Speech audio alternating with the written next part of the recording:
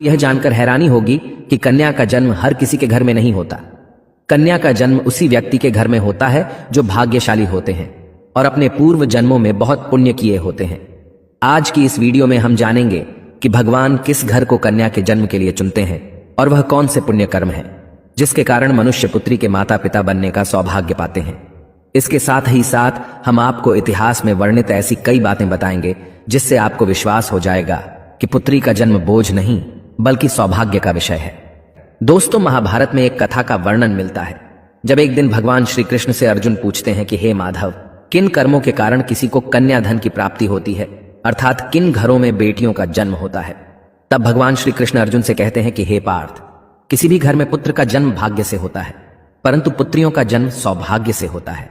जो भी स्त्री या पुरुष अपने पूर्व जन्म में अत्यधिक पुण्य कर्म किए होते हैं उन्हें ही पुत्री के माता पिता और सगे संबंधी होने का सौभाग्य प्राप्त होता है। इतना ही नहीं, पुत्रियों के जन्म के लिए उन्हीं घरों को चुना जाता है जो पुत्रियों का भार सहन कर सके, क्योंकि तीनों लोकों में स्त्री अर्थात पुत्रियां ही ऐसी होती हैं जिनका भार हर कोई नहीं उठा सकता।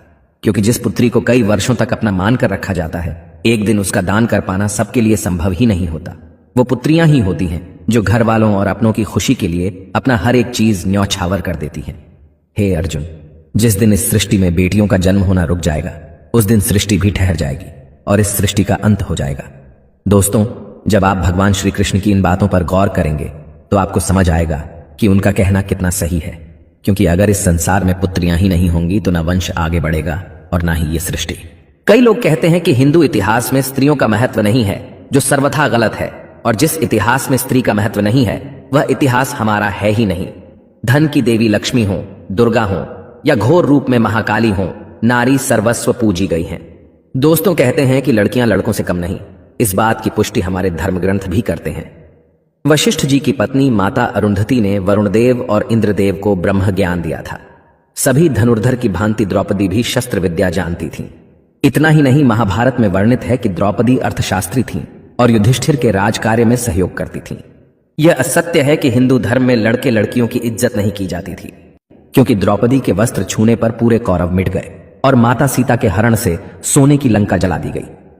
दोस्तों, जब रामायण में भगवान राम शिव जी का धनुष तोड़ देते हैं तो राजा जनक विवाह के लिए दशरथ जी को बुलावा भेजते हैं। दशरथ जी आकर जनक जी को प्रणाम करते हैं।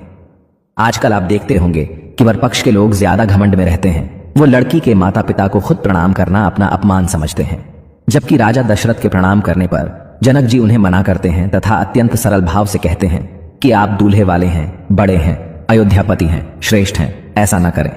तब दशरथ जी कहते हैं कि बड़े तो आप हुए क्योंकि आप दाता हैं और मैं याचक, आपकी पुत्री का दान हम लेने आए हैं, इसलिए बड़े आप हुए। हाँ दोस्तों, लड़की के पिता को गर्व होना चाहिए कि वह देने वाले हैं। शास्त्रों में बताया गया है कि मृत्यु के बाद पुत्र पिंडदान करे तभी पिता को मुक्ति मिलती है, परंतु एक लड़की के पिता जब उसे अच्छा वर देखकर ब्याह देते हैं तभी उनकी 21 पीढ़ियों को मुक्ति मिल जाती है। इसलिए हमेशा अपनी पुत्री को प्रेम दें जिसने आपके घर में जन्म लेकर आपको पुण्य का भागी बनाया है। आपने भी कई लोगों को कहते हुए जरूर सुना होगा कि जिस घर में बेटी का जन्म होता है वह घर स्वर्ग के समान होता है, क्योंकि बेटा तो केवल एक कुल को रोशन करता है लेकिन बेटियां 2 कुलों को रोशन करती हैं। माता पिता के घर वह एक बेटी के रूप में अपना उत्तरदायित्व निभाती है और ससुराल आकर बहू के रूप में अपने कर्तव्य का पालन करती है। आजकल आप सुनते होंगे कि बहू बेटियां किसी की मृत्यु हो जाने पर उसका पिंडदान नहीं कर सकती, लेकिन यह बिल्कुल भी सही नहीं है, क्योंकि रामायण में बताया गया है कि प्रभु श्री राम के पिता राजा दशरथ की जब मृत्यु हो गई तो माता सीता अर्थात राजा दशरथ की बहू ने ही उनका पिंडदान किया था, जिससे उन्हें जन्म मरण के इस चक्र से मुक्ति मिल गई थी। इतना ही नहीं, गरुड़ पुराण के प्रेत कल्प में बताया गया है कि कोई भी व्यक्ति किसी मृत के लिए पिंडदान कर सकता है और इसलिए बेटियां भी अपने पिता के नाम का पिंडदान कर सकती हैं। व्यवहारिक दृष्टिकोण से वहीं अगर ससुराल पक्ष में कोई पुत्र नहीं है तो इस स्थिति में बहू भी पिंडदान कर सकती है। इसलिए दोस्तों, वो लोग बहुत किस्मत वाले माने जाते हैं जिनके घर एक संस्कारी पुत्री का जन्म होता है। शायद यही कारण है कि बेटियों को लक्ष्मी का दर्जा दिया गया है। बहुत से लोगों की सोच होती है कि बेटी है तो बिना समय गंवाएं और पढ़ाई में पैसे खर्च किए जल्द से जल्द शादी कर दो, लेकिन यह छोटी सोच बेटी के भविष्य को बर्बाद कर देती है।